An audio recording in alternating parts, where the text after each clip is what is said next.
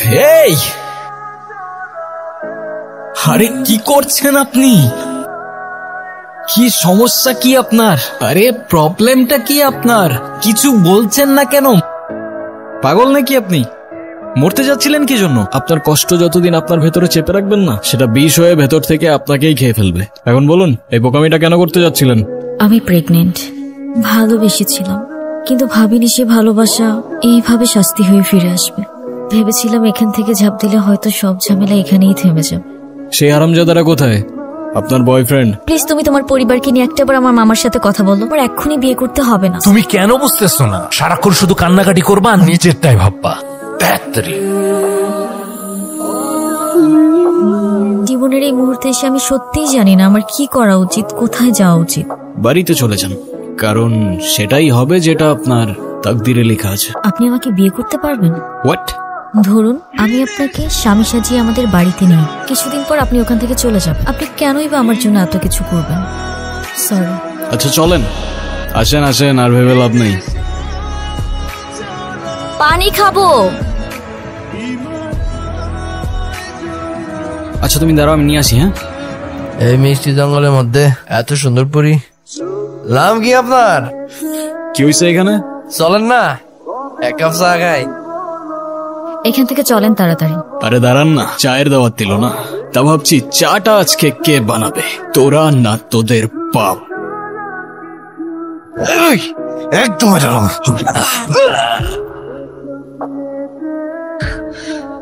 কিরে, লিকারটা কেমন ছিল? ভাই কি হয় আপনার? আমার ওয়াইফ। সম্পর্কের কিছু ডাক মাঝে মাঝে মানুষকে অদ্ভুত আনন্দ দেয়। মামা যান, দেন কেডে আইছি। আসসালামু আলাইকুম। আপনি নিশ্চয়ই মামা? এই গুনগুন, ছেলেটা কে রে? মামা ও আতিফ, আমরা একে অপরকে ভালোবেসে বিয়ে করেছি। ভাইজান, আপনার আদরের ভাগ্নি খানদান বংশের পরিচয় না জেনে একটা ছেলেরে বিয়ে করে আনছে। আমার তো মনে হচ্ছে যে দুটোকেই আমি গুলি করে মেরে ফেলি। তুমি কিছু মনে করো না, নাচ জামাইরে উপরে আয়। চলো, ভালোবাসার মানুষ তখনই সুন্দর যখন সে আমার আপন মানুষেরও ভালোবাসার মানুষ হয়। যা হবার তা তো হয়েই গেছে। শুধুমাত্র টাকার লোভে এই ছেলে আমার ভাগ্নিকে বিয়ে করেছে। থেকে আসে তোমার মাথায় এসব বুদ্ধি? আমার ছেলেটাকে দেখে এত খারাপ কিছু মনে হয়নি। গুনগুন এই ছেলের সাথে ভালো থাকবে। তোমার মতো মানুষ তাকদিরে থাকলে হয়তো জীবনটা অনেক সহজ হয়ে যাবে। তাকদিরে লেখা ছিল বলেই তোমার সাথে আমার দেখা হয়েছে। আচ্ছা ভাই, তা তোমাদের প্রথম দেখা হয়েছিল কোথায়? ঢাকায়। গাজীপুর। মানে ঢাকায় গাজীপুর সাফারি পার্কে। ওই যে একটা কথা আছে না, নদীর পানি কিন্তু সাগরে গিয়ে মেশে, আর কুয়োর পানি সাগর তো দূরের কথা, নদীর ধারে কাছেও তো যেতে পারে না। মামা, এটা কিন্তু আপনি ভুল বললেন। সাগরের পানি যতই হোক না কেন, শেষ পর্যন্ত তৃষ্ণা মেটাতে কিন্তু আপনাকে ওই ছোট্ট কুয়োর কাছেই আসতে হয়। জবাব দিয়া হয় মেরা ভাই। আসসালামু আলাইকুম মামা। ওর সাথে একটু গল্প গুজব কর না। আমার ভাগ্নিকে তো বিয়ে করেছো, তা বউকে কি খাওয়াবে? সকাল বেলায় এক বাটি প্রেম আর রাতের বেলায় এক বাটি ভালোবাসা, তাই তো? আমারই তো বউ, কতটুকুই বা খাবে বলেন? আর তারপরেও যদি কম পড়ে যায়, একজনেরটা না হয় দুজনে ভাগাভাগি করে নেব। যে সমস্ত মানুষের পকেটে টাকা থাকে না, তারা সবসময় এই সমস্ত ফালতু কথা বলে। তবে আমি বিশ্বাস করি যে জীবনে টাকা দিয়ে সুখ কেনা যায় না। ঠিক। এটা আমার সবচেয়ে প্রিয় জায়গা। ছোটবেলায় এখানে বসেই আকাশে ঘুড়ি খুঁজতাম, আর যখনই মা বাবার কথা মনে পড়তো একা একা বসেই কাঁদতাম। তুমি জানো পরিবার কেমন হয়? আমি তো ভুলেই গিয়েছিলাম।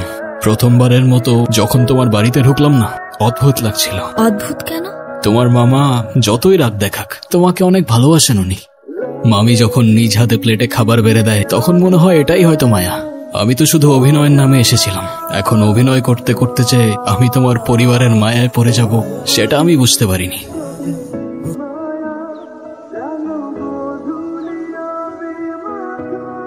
তুমি এখনো ঘুমাওনি? ঘুম আসছে না। মন খারাপ? এই অভিনয়গুলো দিন দিন আমার জন্য কঠিন হয়ে যাচ্ছে। তুমি চাইলে এখনই সব শেষ করে দিতে পারো, এতে তোমার জন্যই ভালো। তোমার পরিবারের সামনে তোমার সম্মানটুকু তো আর আমি নষ্ট করতে পারবো না।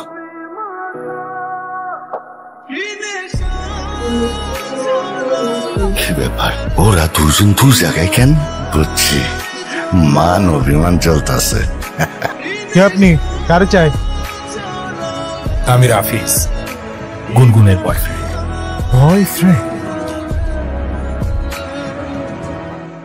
গুনগুন, কি হচ্ছে এসব? ছেলেটা কি বলছে এ সমস্ত? ও ঠিকই বলেছে, আমি গুনগুনের কিছুই না। আমাদের বিয়ে হয়নি, আর এতদিন যা ছিল তার পুরোটাই ড্রামা। গুনগুন রাফিজকে ভালোবাসে, তো ও জানতো আপনি এই সম্পর্কটা কখনোই মেনে নেবেন না, তাই আর ওর ভালোবাসার মানুষটাকে বোঝানোর চেষ্টা করছিল যে আমাকে বিয়ে করো, না হলে আমি অন্য কারোর হয়ে যাব। কিন্তু সেদিন সেই মানুষটা চলে গিয়েছিল, আর তাই ও দাঁড়িয়েছিল একা একা মৃত্যুর কিনারায়। আর তাই সেদিন আমি এসেছিলাম, বরং এই মেয়েটার সম্মান, একটা নিষ্পাপ, ওর ভালোবাসা আর মর্যাদাটা বাঁচাতে। চলে যাচ্ছি আমি। আতিফ, আমি তোমাকে মিথ্যে বলেছিলাম, আমি প্রেগনেন্ট না। সব শেষ। এই, ও ভেবেছিল আমি আত্মহত্যা করব। আমি প্রেগনেন্সির মিথ্যে নাটক সাজাই, আতিফকে মিথ্যা বলি। ভালো থেকো। এই দুনিয়ায় কারো উপর মায়া চলে এলে তাকে আর কোনোদিন মন থেকে মোছা যায় না। সরি গুনগুন। তুমি ফিরেছো ঠিকই, কিন্তু ফিরেছো নিজের জন্য, ভালোবাসার নামে নিজের স্বার্থ নিয়ে। কি বলতেছো তুমি এসব? আজ আমার নিজের উপর রাগ হচ্ছে। আমি তোমাকে ভালোবেসেছিলাম। তোমার আতিফের কাছে যাও, একই ঘরে থাকো, না জানি কি কি হয়েছে এর ভেতরে। তুমি এখন এই মুহূর্তে এখান থেকে চলে যাবা।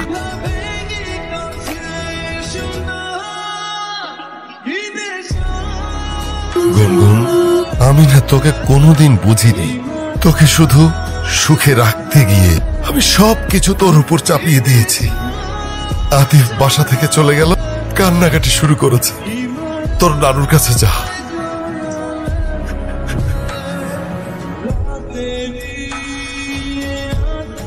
ভালোবাসা মানে শুধু পাশে থাকা। ভালোবাসা মানে তুই হাসলে তার প্রাণটা হাসে। ওর চোখে যে কি মায়া ছিল বোন, সেই চোখ কখনো মিথ্যা বলতে পারে না। ও শুধু তোকে চাইনি, তোকে রক্ষা করেছিল। আমি ওর সাথে অন্যায় করেছি নানু ভাই। যে মানুষটা আমার জন্য এত কিছু করলো, তার বিশ্বাসটা আমি হারিয়ে ফেলেছি। ভালোবাসা হারায় না রে বোন, একদিনে লেখা থাকলে ওরে ঠিকই পাবি।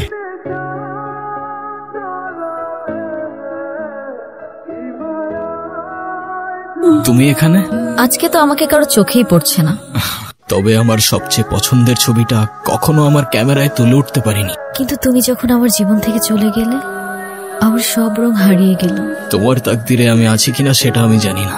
এখনো যদি না বুঝো, সেই ঠিকানায় আমি দাঁড়িয়ে আছি, তোমার সামনে, তোমার হয়ে। তবে শুধু ভালোবাসার জন্য না, একসাথে বাঁচার জন্য।